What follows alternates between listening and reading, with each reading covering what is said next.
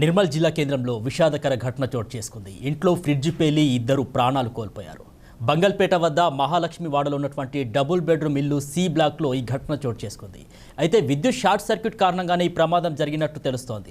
Fridge పేలినటువంటి సమయంలో ఇంట్లో ఉన్నటువంటి ఇద్దరికి కూడా తీవ్ర గాయాలైనట్టు సమాచారం. దీంతో స్థానికులు వారిని అంబులెన్స్లో జిల్లా కేంద్రంలో ఉన్నటువంటి ఆసుపత్రికి తరలించారు. ఇక అక్కడ చికిత్స పొందుతూ ఓ మహిళతో పాటు ఇంటి యజమాని ఒడిసెల విజయ్ ప్రాణాలు కోల్పోయారు. ఇక మరణించినటువంటి మహిళకు సంబంధించి పూర్తి వివరాలు తెలియాల్సి ఉంది.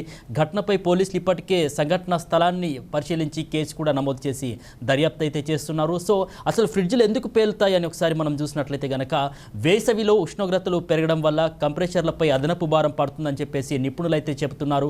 వోల్టేజ్ సంబంధించినటువంటి హెచ్చుతగ్గులు, నాణ్యత లేని వైరింగ్, ఫ్రిడ్జ్ వెనుక భాగంలో గాలి సరిగ్గా ఆడకపోవడం వల్ల కంప్రెసర్ పైన వేడెక్కి పేలుడుకు దారి తీస్తుందని కూడా నిపుణులు చెప్తున్నారు. ముఖ్యంగా పాత గ్యాస్ లీకేజీలు విద్యుత్ స్పార్క్తో కలిసినప్పుడు ప్రమాద తీవ్రత పెరుగుతుందని కూడా చెప్తున్నారు. ఫ్రిడ్జ్ గోడకు ఆనించి ఉంచకూడదని కూడా సలహా ఇస్తున్నారు. కనీసం ఒక అడుగు దూరం ఉంచడం వల్ల వేడి బయటికి పోతుందని కూడా నిపుణులు సూచిస్తున్నారు. వోల్టేజ్ హెచ్చుతగ్గుల నుంచి రక్షించుకోవడానికి నాణ్యమైనటువంటి స్టెబిలైజర్ను తప్పనిసరిగా వాడాలని కూడా చెప్తున్నారు. ఇక పాత ఇంట్లోని వైరింగ్ లోపాలు ఉంటే గనక దాన్ని మార్పించాలని, సాకెట్లలో ఓవర్లోడ్ కాకుండా చూసుకోవాలని కూడా చెప్తున్నారు. ఇక నిరంతరాయంగా వాడకుండా మధ్యలో వాటికి కాసేపు విరామం ఇవ్వడం ఉత్తమం అని కూడా చెప్తున్నారు.